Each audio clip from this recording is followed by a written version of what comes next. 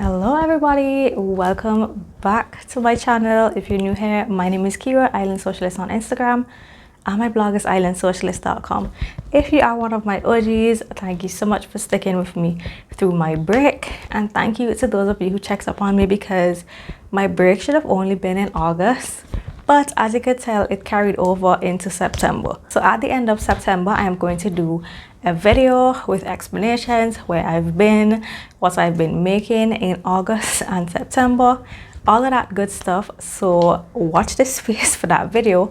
But today is so exciting because I'm happy to share with you a new pattern release from Itch to Stitch Patterns, one of my favorite pattern companies. And this one, at first, I was like, I'm not sure if I can pull that off. I'm not sure it is my style. And now that I've finished the pattern test and I took my photos, what was I thinking?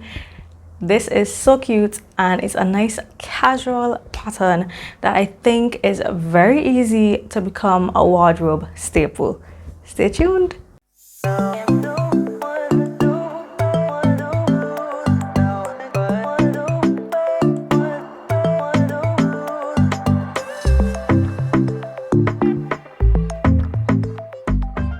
So this new pattern is called the Fuzz pattern. It is a top pattern and it is meant for knit fabrics. It's designed for 4 stretch fabrics with at least 50% stretch, both horizontal and vertical. I'm going to have a photo on the screen of Kennis in her lovely modal jersey version.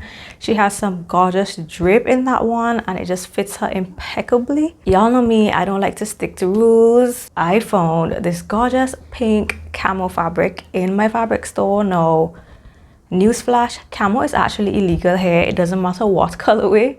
It is illegal in the majority of the Caribbean islands. So imagine my surprise when I bounced up on this pink camo in my local fabric store. I grabbed it as soon as I saw it. Actually, as soon as I walked into the store, I saw it and I was like, I think everybody in the store turned around thinking something was going wrong with me. I was just so excited to find this pink camo and I had to snatch some. I also knew right off the bat that I wanted to use it for this pattern. However, it does not have the recommended amount of stretch. So I did break the rules a little bit. What's new? But let us chat a little bit more about the pattern itself and then I'll get into my make. So the Fuzz is available in sizes 00 to 40. I will have the maximum measurements on the screen. It is listed as a beginner plus pattern, which I totally agree with. I think anybody could make this as long as you can do buttonholes. Matter of fact, you don't even need to do buttonholes because you can do snaps or buttons. I think a lot of the testers use snaps and it looks super cute, but I didn't have any snaps to match the vibe I was going for, so I used buttons. So it's a V-neck knit top. The front has neck bands. Like I said, buttons are snaps. You interface just the area where you will put your buttons or snaps and the rest of it will stretch slightly just to go around the back neck curve. So it's a really simple sew. Very few pattern pieces. You have your front, your back, your sleeves and your neck bands, and that is it for this pattern. Very quick and satisfying to make. Now, the most fun feature of this pattern is the fact that you can wear it open as a cardigan or you can wear it closed, which means this is a pattern that can take you through all seasons if you have seasons. There are 2 sleeve options. There's short sleeve and there's long sleeve. So if you use like a really thick double knit or wool knit and you made the long sleeve version, I think you could definitely get away in the cooler months. And then for people like me who have really hot summers, like right now I am absolutely melting, then the short sleeve is perfect. As usual with Itch to Stitch patterns, you have your regular bust option and your full bust option. I used the full bust option, which reminds me I am wearing the Glenelly top, which is also from Itch to Stitch patterns. If you haven't seen that video, I'm going to link it down below in the description box. So now that you've learned all the nitty-gritty of the pattern itself, let's get into what I made. So like I mentioned before, this fabric does not have nearly the amount of stretch that it is supposed to have. This is some sort of knit terry cloth or toweling fabric, which I know is very trending right now, especially for this type of knit button up, which is why I really wanted to use it for this pattern. So because it does not have the required stretch, I did have to do a little bit more grading than usual. So in the Glenelly that I'm wearing right now, I made a 10 full bust, and I think I graded to a 12 or 14 hip. With this one, I have size 10 just at the neck and shoulders, and then I graded to the 12 at the bust, full bust, and then I graded out to the 14 hip. So I did need that one size up, especially in the bust, to prevent buttons gaping, just because my fabric didn't have the required amounts of stretch. So I highly recommend you actually follow the pattern stretch requirements. Do as I say, not as I do.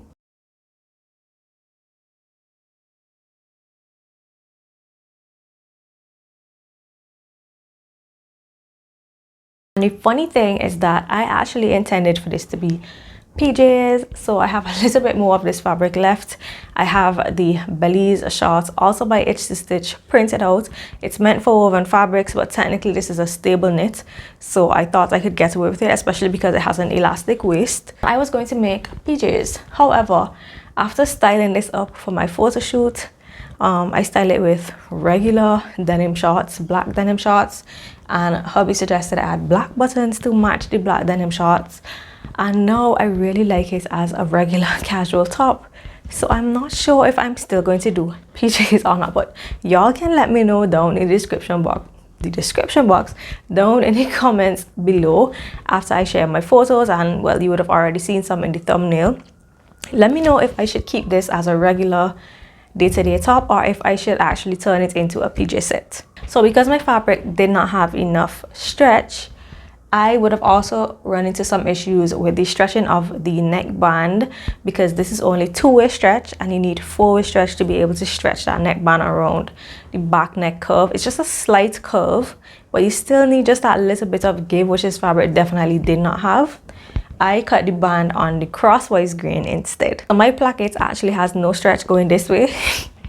It stretches lengthways instead, just so I could get the stretch around the back neck. If you are going to break rules like I did, that is just a little something to take into consideration. So the short sleeve is like in between a regular short sleeve and an elbow length sleeve. It's like a nice happy medium. The back, I have it pinned right now, but I'll unpin it so you can see it is just a nice plain simple shirt back, just one piece cut on the folds, and then you have your two front pieces and your neck bands. Now I'm going to show you what it looks like open as a cardigan.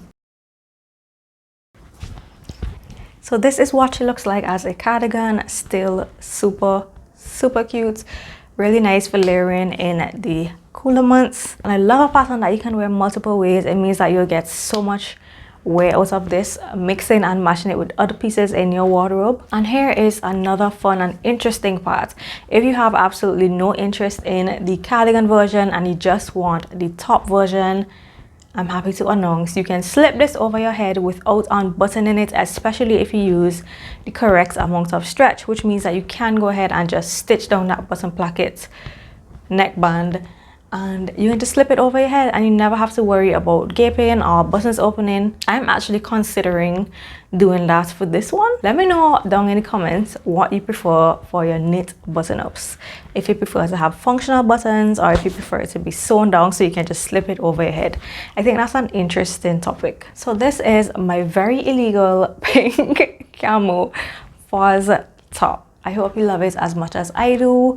I think I'm going to do a few close-ups so that you can really see the texture of the fabric, and maybe someone can let me know what fabric it actually is, because I'm just guessing here. There was no label. A lot of all fabric stores either have no labels or incorrect labels. This one had no labels, it just had a price tag. So I'm guessing it's some sort of knit terry cloth or toweling. I'll do a close-up and you'll let me know in the comments what it actually is if you know.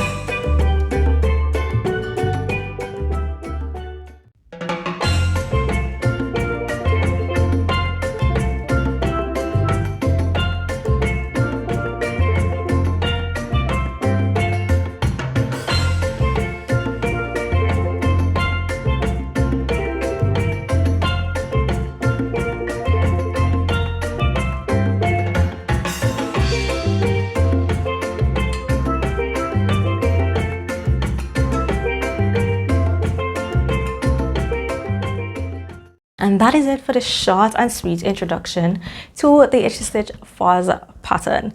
Now for 1 week through September the 28th, the fuzz is on sale for 20% off. So if you like this pattern and you want to grab it before the sale ends, I'm going to have my affiliate link down in the description box below. Also, I don't know if you guys know this, if you're not really familiar with Itchy Stitch patterns, when you go into the pattern listing, you will see a link to the announcement page. If you go to that announcement page, you will see photos from all of us testers in our mix, just so you can have an idea of what it looks like on different body shapes and sizes, and in different fabrics as well. I cannot promise you that I'm back to a regular upload schedule. Things are still a little bit crazy around here. I am pretty much adjusting to a whole new lifestyle. So wait for that video at the end of the month. That will give you guys a little bit of explanation about what's been going on with me in my little world over here. Those of you who checked in on me probably already have a little inkling. Alright guys, that's it for me today. I hope you guys enjoyed this video. If you did, give me a huge thumbs up. Do not forget to click the subscribe button down below on your way out if you haven't done so already. And I will catch you guys in my next video. Bye!